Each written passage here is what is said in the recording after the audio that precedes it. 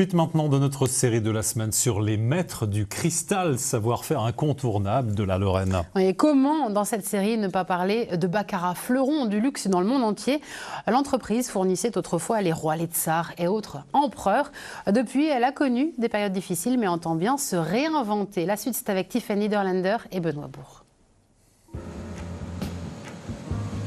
Ce cristal en fusion serait l'un des plus purs au monde. Baccarat reste un symbole du savoir-faire du luxe à la française. Ce vase d'une quarantaine de kilos sera vendu plus de 13 000 €. Depuis plus de 200 ans, la maison entretient son image d'excellence.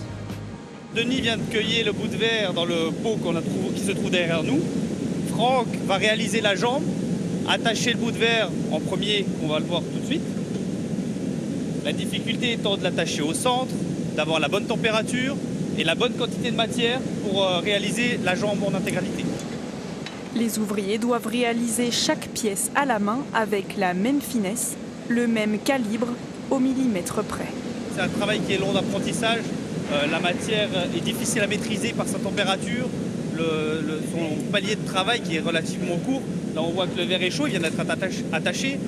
Mais d'ici peu de temps, le pied sera réalisé et la matière sera déjà froide.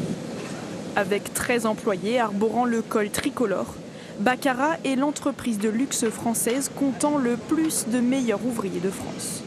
Ça commence déjà par les apprentis. Les apprentis, il y a un concours de meilleurs apprentis de France.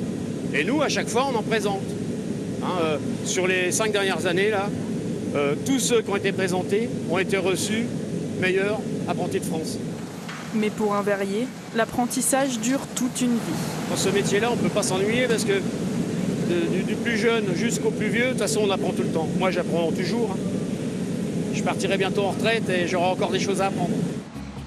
Après avoir été maintes fois vendu et racheté, Baccarat souhaite se réinventer. Les nouveaux actionnaires ont investi plus de 50 millions € pour moderniser l'outil de production. Autre ambition, se réancrer au cœur de la ville qui a vu naître ce fleuron du luxe. La marque vient d'inaugurer un nouvel espace, la collection Baccarat. On s'est dit finalement, une maison comme Baccarat n'a plus besoin de musée.